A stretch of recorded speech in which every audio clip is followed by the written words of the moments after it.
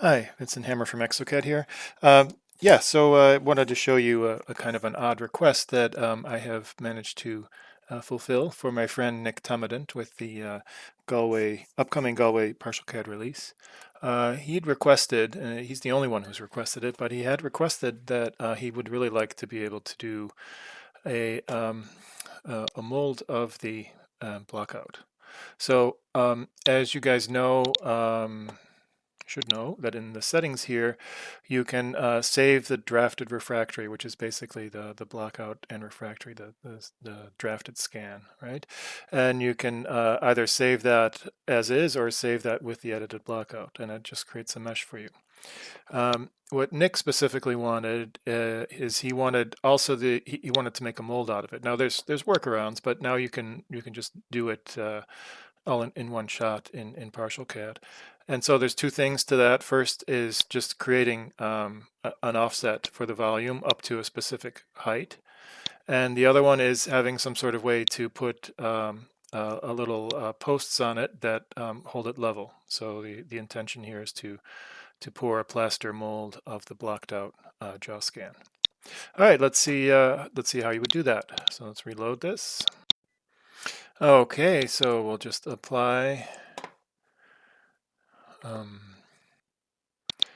and we'll just go make an edit to the blockout, just so that we can convince ourselves that we also have outputted the edited blockout. So hopefully this is obvious enough to see later. And so what we're going to do is we're going to go to the clone tool. Okay, so in the clone tool we have settings here, and we have the ability to be in blockout mode or not, which is kind of interesting. You can now directly add blockout to clone. But what we're going to do in this particular case is add a tiny amount of blockout first, so just to add a little relief. So let's say 20 microns. And then we'll do apply offset. And instead of just applying it under the tool, it'll apply it to the whole volume. Okay, so you notice a slight color change. It's pretty hard to see this small amount of blockout, but you can still see the difference. And you can always go into the measure tool. The measure tool also has measure blockout mode, and in that you can then see the thickness. So it's a tiny bit less than 20 microns here. Okay, so but what we really wanted to do is in the regular clone tool, apply a wax offset. Let's see. So yeah, so let's say we want a one millimeter thickness, roughly over the surface. We won't actually do the whole thing. We'll have this trim that we can set to the bottom. Actually, in this particular case, the palette is very deep, so we'll just do a little bit.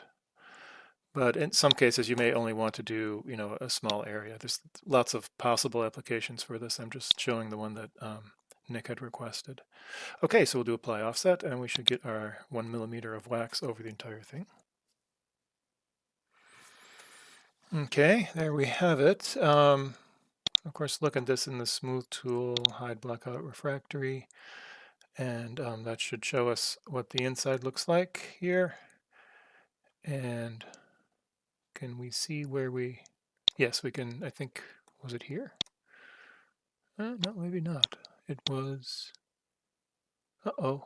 Oh, here it was. Here's the edit. Oh, of course, it's inverted. This is where we removed some of the blockout. Okay, so this gets you very close to what he requested. The one remaining thing is that it would be nice to have this flat. So just a tiny modification in the Add Post tool.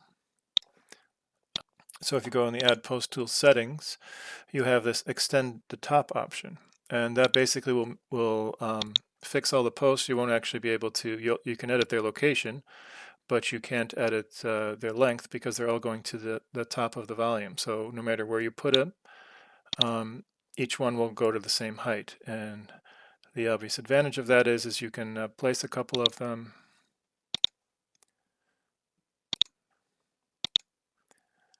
And now you have a level table